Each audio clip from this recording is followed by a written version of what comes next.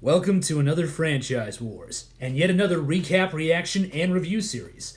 This time featuring the best TV show for DC superheroes ever. Young Justice, baby!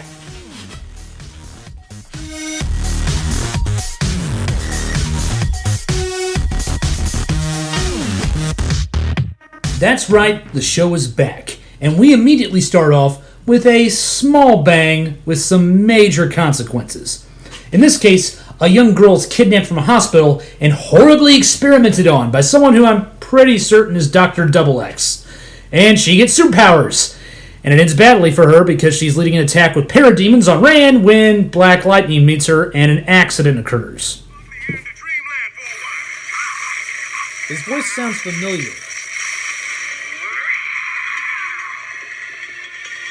I think it's Kari Payton.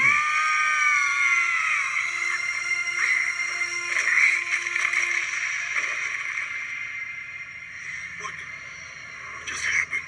I don't hear a heartbeat. No, that wasn't enough juice to kill anything. It cannot be dead. It is a she, or was. Scans indicate heart failure, and I'm reading a female, approximate age 14 Earth years. Earth years? Yes.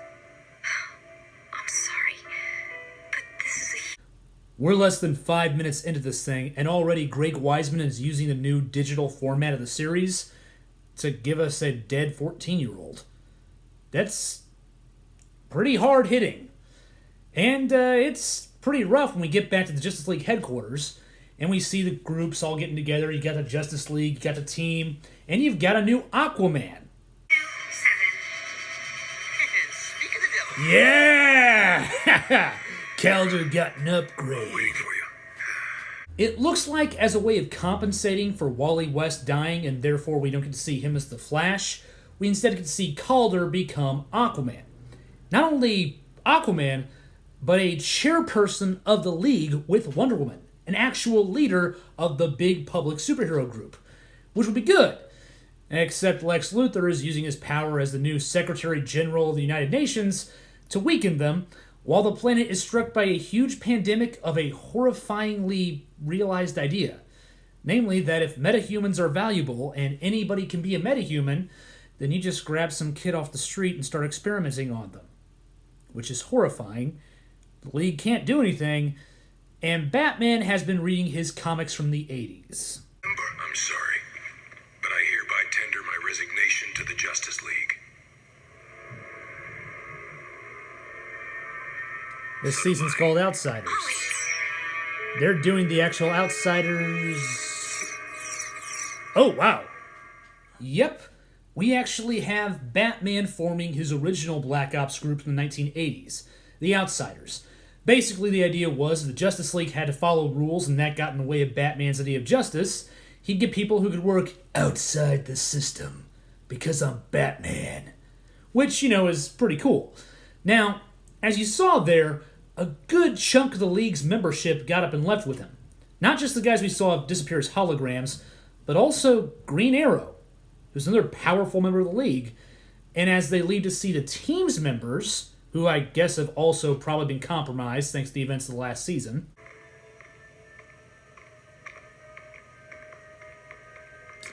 Yeah, they still got Tim and Cassie together. Time for... Recognize Green Arrow 0. Robin, Tim, where are you going? 2-8. Wait, so if this is separating Tim from Cassie and putting on Tim with Stephanie, I think those shipping fans are going to be happy. So Batman isn't just splitting up the League and therefore kind of personally insulting Calder as chairperson. He's also splitting up the team. Now this is interesting because we're kind of leaning into the idea of Batman being a bit of a dick. But not Dick Grayson, because he's actually cool, but just kind of a dick, And that means that we actually have an interesting power dynamic here. Because it seems pretty clearly that Batman's group is going to try and probably do their own thing, probably prove effective for a while in the episodes, but I'll bet good money later on they're actually turned somehow against their own cause by the light. Mostly because it's the Greg Weisman show, and while you got to get up pretty early in the morning to beat a Greg Weisman-written Batman, you have to get up even earlier if you want to beat a Greg Weisman-written bad guy. So, you've got the League on one side, which is, kind of cool, but, apparently handicapped. You've got the Outsiders, or the edgy new guys, but probably going to make some mistakes. And you've also got some politics entering the story. Like I said, this is a Greg Weisman show. Keep up. Position perfectly clear. Markovia will not turn its back on desperate people fleeing tyranny. Karakis are welcome in Markovia.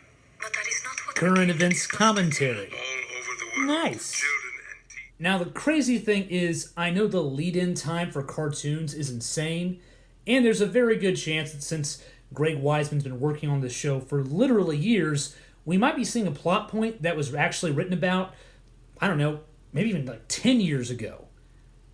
But the fact that it still kind of applies right now is still kind of eerie, but cool. But enough about that, back to the heroes. In particular, our man, Dick Grayson, who apparently is already doing his own kind of Outsiders thing, acting as Nightwing but without his symbols or his classic mask, instead going with a kind of half-face mask, and working with, Oracle, who, yes, I think is a better use of Barbara Gordon as a character than Batgirl. Not saying that she can't be well used as Batgirl, just that most writers seem to kind of arbitrarily make her a B-team player when she is Batgirl. But the interesting part here is Dick's kind of combining both his, era as Nightwing and his era as Agent Grayson of Spiral, which is pretty cool. And he's also kind of working to get a team together. So he has to call up somebody to help investigate this place in Markovia, which is the place you just saw with the royal family. And the first person he goes to is Artemis. And I immediately start craving a return of the third Flash. Well, here's Artemis. I still want Wally back. Right. Hey, Bruce Lee, I'm up. I'm up. I really want Wally back. All right, I'm coming. Here you go. Here you go. Coffee? Please. It's Red Arrow and he's got his daughter, Leanne. I mean... Awesome! Will. Sorry, still not used to it. Well, Will. Richard? I mean, Dick. Are you gonna record this time? Still so easy. Now, Markovia isn't apparently just a haven for bad guys who want to grab a hold of little children and abduct them and then experiment on them to see if they can make them super weapons. It's also a place of political intrigue, as found out when Greg Weisman uses the fact that, again, he's on a digital service and therefore can go around TV guide outlines to reenact a political assassination on screen and without being queasy about the blood.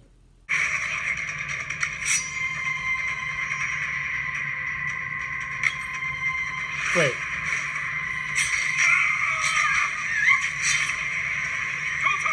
Kotor Shayadari! Freeze! Are we... We're doing a political assassination. With blood. This show's getting dark.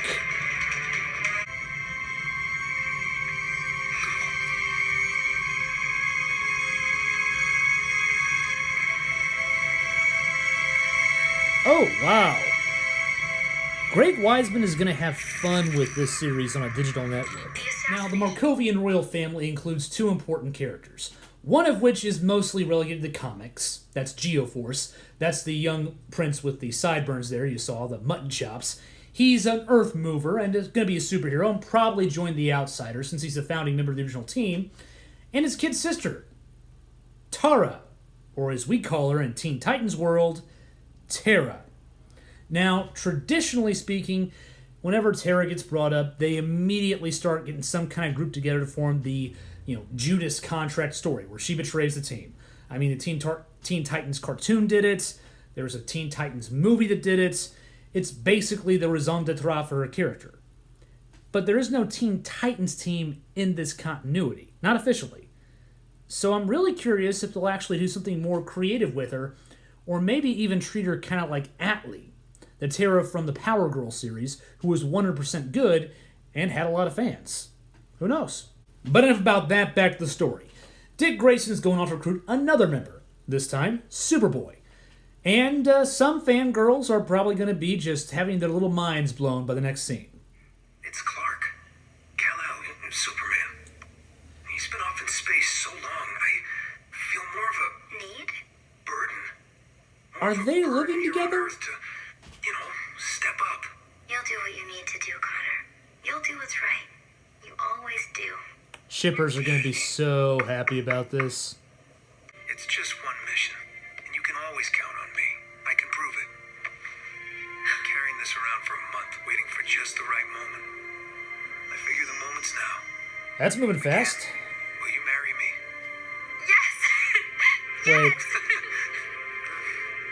I don't feel safe about Superboy anymore, because that kind of happiness always goes bad. Trembling in your living rooms now.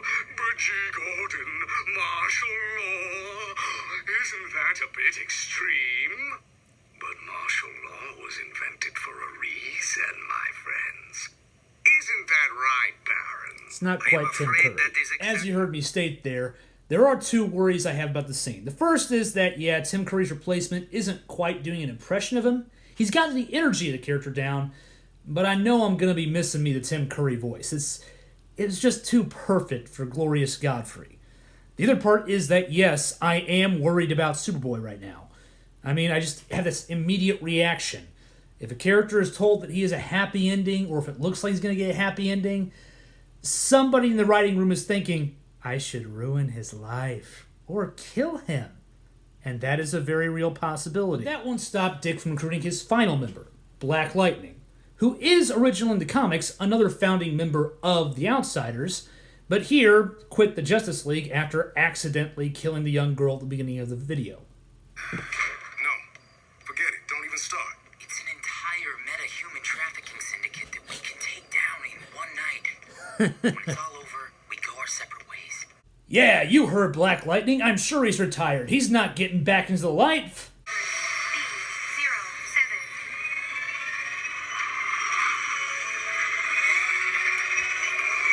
Ah, sweet new look for the Super Cycle. This all of us? No.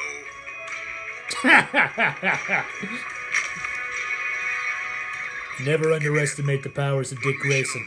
Agreed? Agreed. Time is short. Mission briefing en route. Let's So go. Dick has his team for the next 2 episodes. Now, the team setup is already pretty good. I mean, we already know the classic kind of chemistry of, Dick Grayson, Connor, Superboy, and Artemis. But now we've got Black Lightning as kind of a cool older member of the Justice League to help them out. Now, here is some brief ideas that are in my head. The first big one is that Dick Grayson is already kind of running an outsider group himself. It's just not officially breaking from the League. I mean, he's still using League assets. He's even using, a guy who Batman in the comics recruited to be an outsider. So, I'm curious if there's maybe going to be a showdown between Dick Grayson, Nightwing, and Batman over whether or not there really was a need for the outsiders. The other big thing I know is somebody is going to be specifically behind Dr. X, the guy who created the metahuman girl in the first part of the episode. And we've already seen some shadowy background figures. I don't know if it's right to call it yet that it's Apocalypse bad guys, but, the intro keeps on flashing Apocalypse on it, so that is a possibility. So, it's great to have the show back. I can't wait to cover more episodes, and if you like this episode, feel free to like, share, and subscribe. Also, for any of you comic book fans, Young Justice is back in the comic form too. Check it out.